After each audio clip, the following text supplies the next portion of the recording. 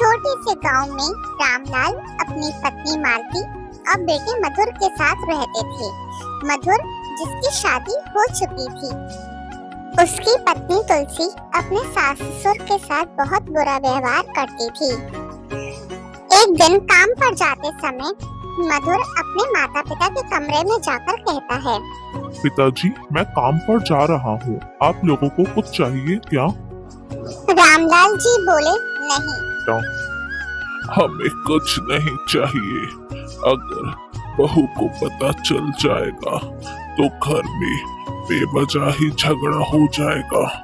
हम नहीं चाहते कि हमारी वजह से तुम दोनों में झगड़ा हो। मधुर जैसे ही कमरे से बाहर आया तो उसकी पत्नी तुलसी कमरे के बाहर ही खड़ी थी। तो वो गुस्से से मधुर से बोली, आज तक तो मुझसे कभी नहीं पूछा कि तुम्हें क्या चाहिए क्या नहीं, बस अपने माँ बाप से ही पूछते हो। नहीं तुलसी, ऐसी कोई बात नहीं है।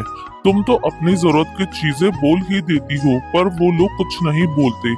वो लोग तो खुद बोलते हैं कि बेटा अब हमारी उम्र हो चली है, अब हमें सुकून की 2 रोटी ही मिल जाए वो ही बहुत है।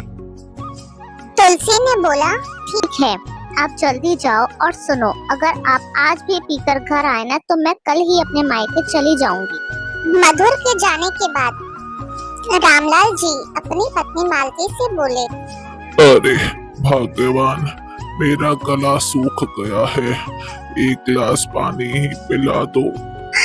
अब तो मेरी उम्र भी 60 के पार हो चली है और आप भी मेरे ही पीछे पड़े रहते हो। घर के छोटे मोटे कामों के लिए ही पुकारते हो।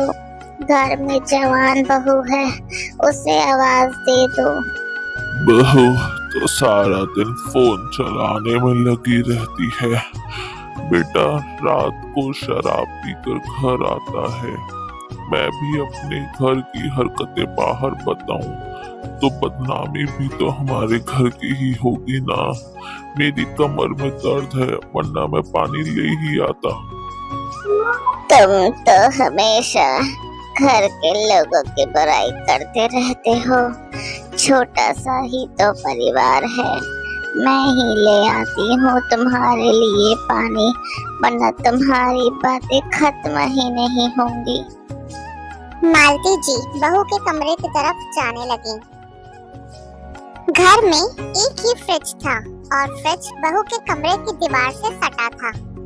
मालती जी ने फ्रिज खोला तो देखा फ्रिज में पानी की सारी बोतलें खाली पड़ी हैं। मालती जी खाली हाथ वापस जाने लगी। मालती जी की बहू तुलसी फोन पर मधुर को धमका रही थी, मेरी छोटी बहन का परसों जन्मदिन है और सारा खर्चा तुम्हें ही उठाना है। जन्मदिन मेरे मायके में ही मनाएंगी, कंजूसी करने की कोशिश भी मत करना, वरना मैं मायके चली जाऊंगी। फिर अपनी माँ से सारा काम करवाना।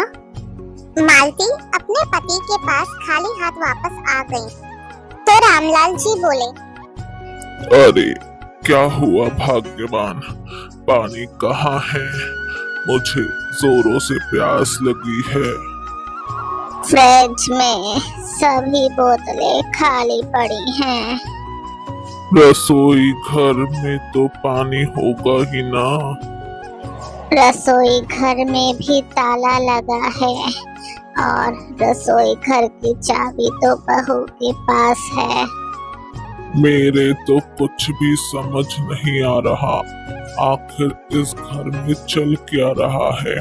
फ्रिज की बोतलें खाली पड़ी हैं, रसोई घर में ताला लगा है, अभी तक सुबह की चाय भी नसीब नहीं हुई।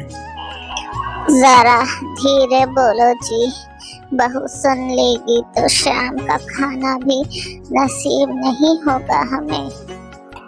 मधुर जब कुआरा था तो मैंने उसे कभी शराब पीते हुए नहीं देखा। अब तो शाम होते ही शराब पी कर आता है और अब तो हमारी शर्म भी नहीं करता।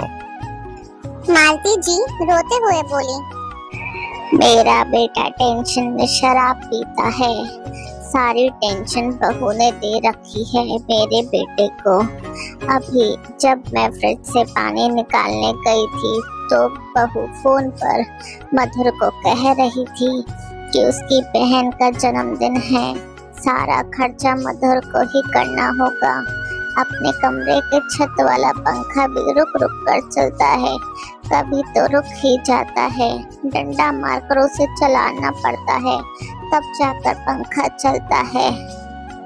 अयोध्या में राम मंदिर का निर्माण हुआ है। सुना है वहाँ दिन रात लंगर चलता है। क्यों ना हम दोनों घर छोड़कर मंदिर में ही डेरा डाल लें। अब तो हम दोनों की उम्र भी हो चुकी है। मैं तो ये घर छोड़कर जा रहा हूँ। तूने साथ चलना है तो चल ले, वरना पड़ी रहे यहीं जहाँ बुजुर्गों का सम्मान ना हो। वहाँ मैं बिल्कुल भी ठहरने वाला नहीं। आप जहाँ बोलोगे मैं भी वहीं रहूंगी जी। जीवन भर मैंने आपके साथ ही रहना है, चाहे कोई भी परिस्थिति हो। अब जीवन के अंतिम मोड़ में मैं आपका साथ कैसे छोड़ सकती हूँ जी। इतना बोलकर दोनों घर से बाहर आ गए। दोपहर हो चुकी थी। दोनों चलते चलते घर से दूर आ गए। थकान के कारण सड़क किनारे एक पेड़ दिखाई दिया। उसकी छांव में एक बुढ़िया चाय बेच रही थी। चिलचिलाती तेज धूप में उस बुढ़िया का चेहरा झुलसा रहा था। शरीर से एकदम कमजोर थी। 65 वर्ष की उम्र के लगभग थी। रामलाल जी वहाँ नहीं रुके और आगे चल पड़े। कुछ दूर चलने के बाद सड़क की लाल पट्टी पर एक बूढ़ा व्यक्ति दिखाई दिया, जिसके बाल बिल्कुल सफेद थे, फटे पुराने कपड़े पहने और गाड़ियों के पास जाकर भीख मांग रहा था। तभी रामलाल जी अपनी पत्नी मालती से बोलते हैं, पता नहीं इसका घर है या नहीं, या फिर हमारी तरह घर छोड़कर ये सड़कों पर भीख मांग रहा है और अपनी जिंदगी काट रहा है। इतनी उम्र में हम बुजुर्गों को कोई नौकरी भी नहीं देगा मालती, इसलिए यह लोग अपनी 2 वक्त की रोटी का इंतजाम करने के लिए सड़कों पर कुछ न कुछ काम धंधा करते हैं। ना ही सरकार से इन्हें कोई उम्मीद है और ना ही परिवार वालों से। रामलाल जी मालती जी को लेकर आगे निकल गए। सूरज ढलने वाला था। भूखे प्यासे दोनों बूढ़े लोग पैदल चले जा रहे थे। सब लोग अपनी भागदौड़ भरी जिंदगी में खुश थे। किसी को किसी के दुख से कोई लेना देना ही नहीं था। आगे थोड़ी दूर रुके तो कई बुजुर्ग लोग मिले, जो फटे पुराने कपड़े पहने ना जाने कैसे अपनी जिंदगी जी रहे थे। रामलाल जी मालती जी से बोले, पता नहीं किसने कह दिया, हमारा देश तरक्की कर रहा है। देश में बुजुर्गों का मान सम्मान ही नहीं होता। बूढ़े एक एक दाने को तरस रहे हैं और ना ही घर में कोई सुनवाई हो रही है, ना ही बाहर कोई सुनवाई हो रही है। इस हिसाब से तो बच्चों को जन्म देना ही बेकार है। ऐसी जल्लाद बहुएं और बेटों को तो कोख में ही मार देना चाहिए। रात हो चुकी थी। दोनों बुजुर्ग अब थक चुके थे। उन्हें जहाँ जगह मिली वहाँ वह सो गए। अगले दिन वह थोड़ी दूर जा ही रहे थे कि रामलाल जी की नजर एक मंदिर पर पड़ती है। वहाँ एक सेठ बड़े से पतीले में खीर बांट रहा था। तब वहाँ बेसहारा और बूढ़े लोग आपस में बात कर रहे थे। उनमें से एक बोला, इन सेठ की कोई संतान नहीं है, इनके पास करोड़ों की दौलत है। ये सुबह सुबह हमारे लिए कभी हलवा, कभी पूरी, कभी खीर, कभी पहनने के लिए कपड़े, कुछ न कुछ आवश्यकता की चीजें लेकर आते थे। मैं इन सेठ को बरसों से जानता हूँ। सेठ जब रामलाल जी के पास पहुँचे तो उन्होंने खीर नहीं दी। तब सेठ जी बोले, यहाँ लोग 2-2 बार खीर ले रहे हैं, आप लोगों ने तो एक बार भी खीर नहीं ली। क्या आप लोगों को भूख नहीं लगी?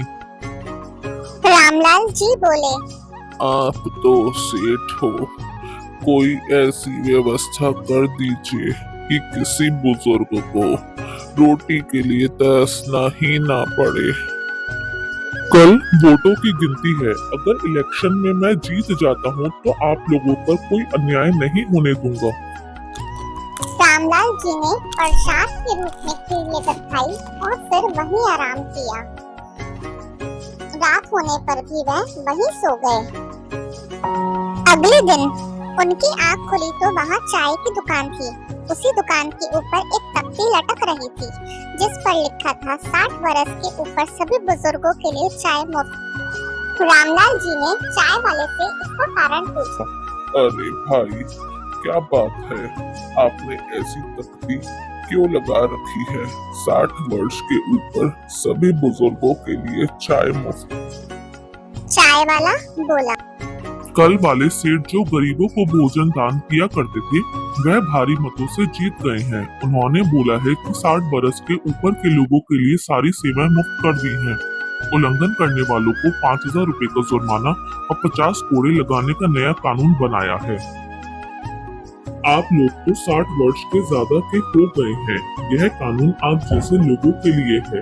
घर से जब आप लोग निकलते हैं तब आप अपना आधार कार्ड अवश्य लेकर आएं। आज के लिए छूट है।